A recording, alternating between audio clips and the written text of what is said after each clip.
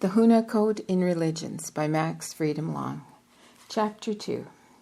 Before we can go on to compare the 10 elements in man in the Huna system to similar elements in the Egyptian system of the period under discussion, it is necessary to pause to explain what these elements were believed to be by the Kahunas. For the reader who is already familiar with Huna, this section can be passed over or read as a review. First, let us list the 10 elements and compare them with those parts of man as recognized in modern psychology. Number 1. Huna. 3 separate selves or spirits make up the man. They may be compared with the subconscious and conscious parts of mind discovered by psychology at the turn of the century. In addition, Huna has a self which may be compared with the superconscious, which has been postulated in some unorthodox schools of psychology. This self may be compared to the guardian angel of some religions. For convenience sake, the 3 selves of Huna are called the low self, the middle self, and the high self. The low and middle selves live in the physical body, which is controlled in large part by the low self. The high self lives in a halo type of body, which is invisible and which remains outside and above the physical body, but which is connected to it by an invisible cord made of the same thin substance as the shadow bodies about to be listed. Number 2. Each of the 3 selves, according to Huna, has its own invisible or shadowy body. And then it says here, aka, aka in Hawaiian. During life, in shadowy bodies of the low and middle selves, interblend with or closely surround the physical body. After death, the selves live in their shadowy bodies. The high self lives at all times in its shadowy body. In life, it may contact the physical body, but it never resides in it. Psychology recognizes no such elements, but in psychic science, these body covers are known to exist and are sometimes called etheric doubles or just doubles. Number 3. Huna recognizes 3 kinds of vital force, 1 kind for the use of each of the 3 selves. All of these are called mana, but while the low self uses its grade of mana as the life force of the body or as a mesmeric force, the middle self uses its grade as will, W-I-L-L, or hypnotic force, this being stronger than the mesmeric force, which the low self can exert. The high self uses the mana generated in the body, as does the middle self, but changes it in some mysterious way for its peculiar uses.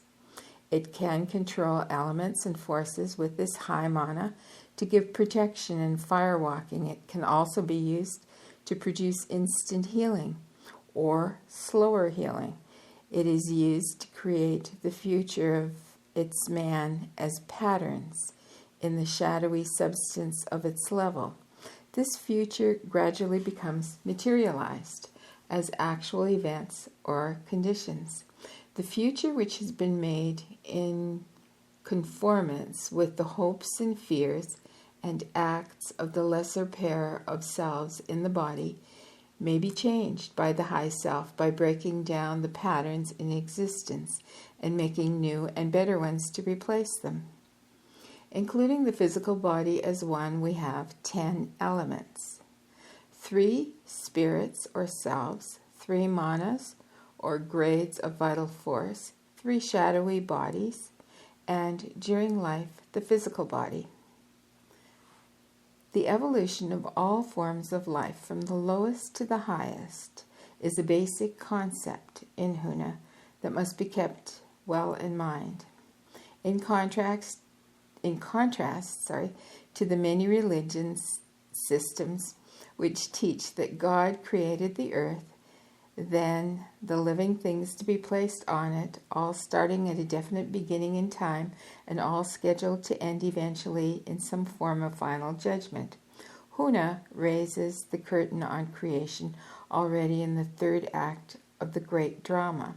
No time is lost speculating on how life was first generated or made to evolve from the lowest single-cell life form to the highest, or man, while the Kahunas brought with them to Polynesia legends of the creation which closely match the account given in the Old Testament.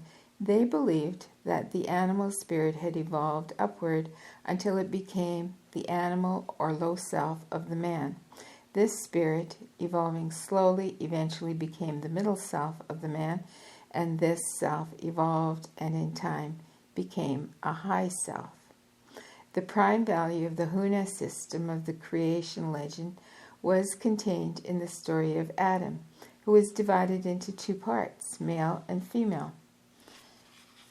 The peculiarity of Huna lore is that in it alone and in no religion is to be found the teaching that the sexes were separated early in the evolutionary climb, and that only when a self rises high enough to become a high self are the two halves of the symbolic Adam reunited to make a complete spirit containing both its male and female parts.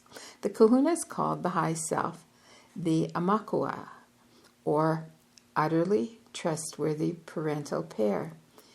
It was recognized by all initiates as the inner or secret side of ancestor worship, for all high selves were thought to be members of the clan or family and to have once been middle selves living in a body with a low self. Behind this belief lies all the romance of the theory of soulmates and the inner meaning of the yoga goal of union. The circle divided by an S curve in the yin and yang of China is the symbol of the high self as composed of a male and female self, these blended into one, but still retaining in some way their individuality and sex characteristics. The evolutionary progress of Huna is thought to be made possible by the fact that the three-self man reincarnates a number of times. It may take a dozen incarnations for the low self of a man to be less like an animal, more like a middle self. But when the lesson is learned, the low self is next born in a body as a middle self. And after another dozen or so incarnations, the middle self steps up to the high self level and is joined there to the soulmate and is blended and united, and the blended and united pair become a new high self. To see the picture clearly, we must think of all three of the selves of man incarnating as a team, and note that when one of the team steps up a rung on the ladder of life, the others step up also, always at the same time, never separately. The team is never broken. At the top of the ladder, the high self steps up to the level above it, called that of the Akua Amakuas, or high self gods. Akua, A-K-U-A, Amakuas. There are levels and more levels above this, but these are beyond the mental grasp of the middle self man. The ultimate and final God is something which he can hardly imagine. When a man steps up a rung, this leaves the lowest rung empty, and according to Huna, a creature spirit is selected and added to the team as a new low self when the next series of incarnations begins. The secret of the totem lore is wrapped up in this belief, but as has been noted, only the crude and mistaken outer aspect of totemism now remain, as far as known, from the Eskimos of the Arctic Circle to the Aborigines of the interior of Australia. And then it says in brackets, note, please see the chapter on reincarnation for further information as to how this theory came to be recognized in Huna. With this brief survey, the Huna beliefs with this brief survey of the Huna beliefs, we can return to our comparison of Huna and Egyptian beliefs.